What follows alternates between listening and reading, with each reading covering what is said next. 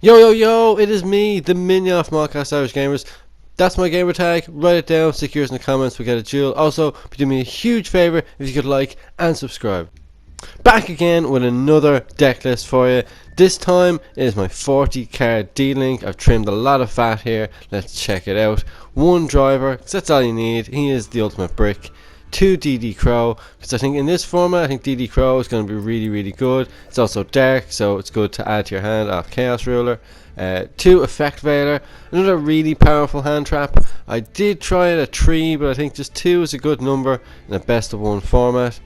2 Rocket Synchron, just class card, just great card for getting a level 7 body on the field, going straight into a rank A play. Oh god, it is the card itself, it is Gamma. This card is unstoppable.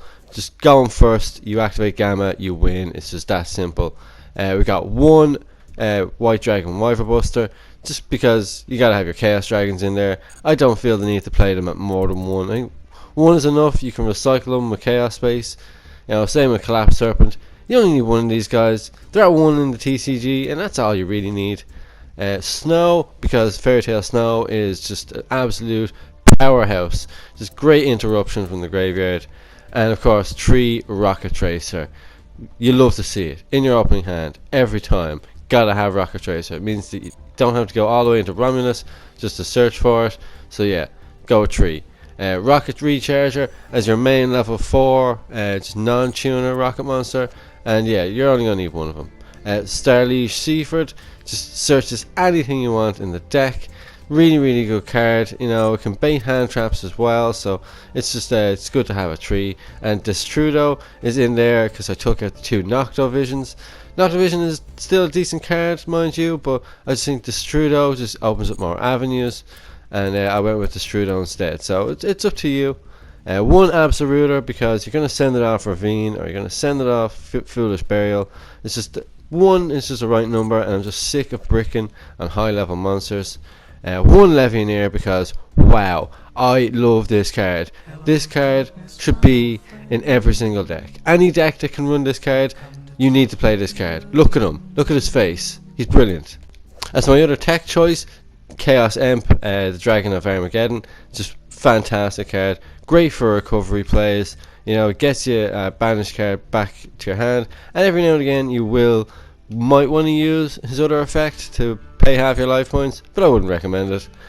We got Red Eyes Darkness, just your main go-to for seals. While you have this card in your deck, you're not going to choose any other cards for seals. Sure, you can put other stuff in there like Amorph Slot and stuff, and yeah, you can try to, you know, close off your opponent's extra deck, but I just think, nah, you know what, Red Eyes MD does the job. Foolish Burial just dumps the card from your deck to the graveyard, just a great way to get started. Chaos Space at 3. I think playing the deck at 40 means you do tend to see Chaos Space a little bit more. You don't have those extra 4, 5, 10 cards clogging up your deck. So yeah, I just think Chaos Space, fantastic card. Dragon's Ravine, you only need the 1. Searchable off Romulus. Gets the deck started, you discard, you descend from the deck. So yeah, I really like Dragon's Ravine. Boot Sector Launch, just another fantastic card. More often than not, you're going to be destroying it with Rocket Tracer to special summon from the deck, but it's just a great way to get 2 monsters on the field. And Cosmic Cyclone, I'm main decking 2 of these for the simple fact that, you know, floodgates exist and they ruin this deck. 3 Quick Launch, because once again it's just a fabulous starter, just to get everything just kick started. 2 Caught by the Grave, my favourite quick play card ever, just so good, great for interruptions, great for stopping hand traps, and infinite permanence as well, playing at 3 because you can set it, it's great from your hand, just all around really good card.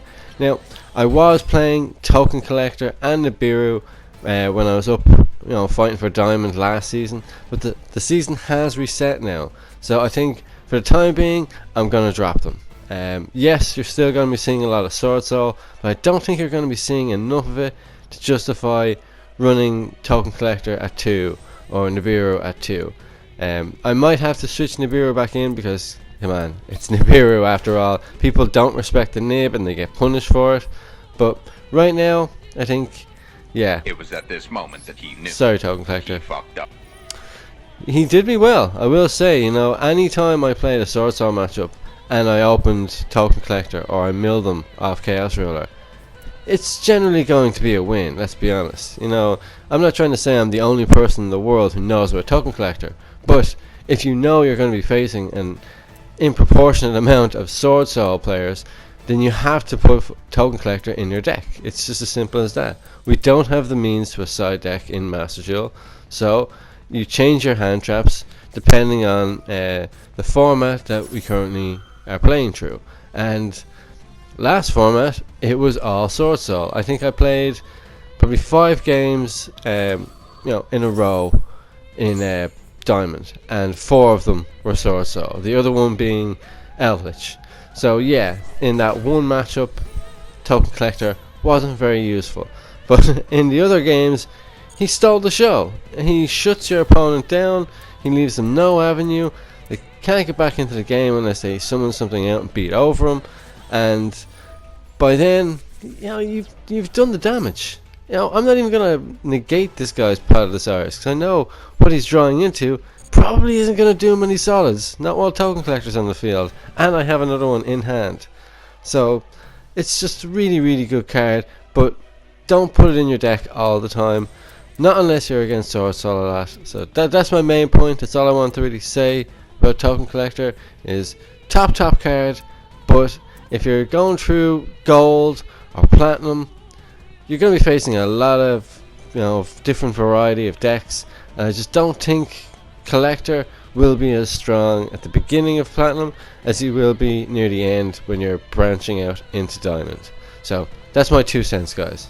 Now that's not to say the other hand traps I have in there won't do a good job, similar to Token Collector. So your Veilers, your Imperms and whatnot, they will help significantly against Sword Soul anyway. They just won't be an end-all, be-all game ender like Token Collector would. You're just going to have to use your hand traps a bit more cleverly. You get what I'm trying to say here. You're just going to have to time it a bit better. Even DD Crow could be good, against Sword Soul of Taya. You banish the card in the graveyard before they target it, and boom, no token, and they'll probably have to end phase. So yeah, the job's done. Token Collector did the hard work. Switch to attack mode, and I'm sorry, bro, but yeah, it's pretty much GG's from here on in. You see? Now, onto the extra deck. So I've gone with Shooting Riser Dragon for the simple fact that we've got the Strudo in there. The Strudo will facilitate those level 7 synchro plays, and of course Shooting Riser can dump your Fairy Tale Snow to be used next turn. Borload Savage, because there's no explanation needed. He's a key card to the Dragon Link tactics. Chaos Ruler, still trying to find out why they call him Pepega Ruler. Write it in the comments please if you do me a favour. Hot Red Dragon Archfiend Abyss. I love this card. So easy to go into with your Chaos Ruler and Rocket Synchron or Effect Veiler, and he's just a great card to have. Baronade of Fleur, because there is a line of play to allow you to make him. It won't be extremely consistent because we don't have the adventure token and whatnot, but he's still in there, as an option. Dingirsu, I love this card. We don't have access to the Zombie Vampire yet, but I think Dingirsu is just as good. Really top card.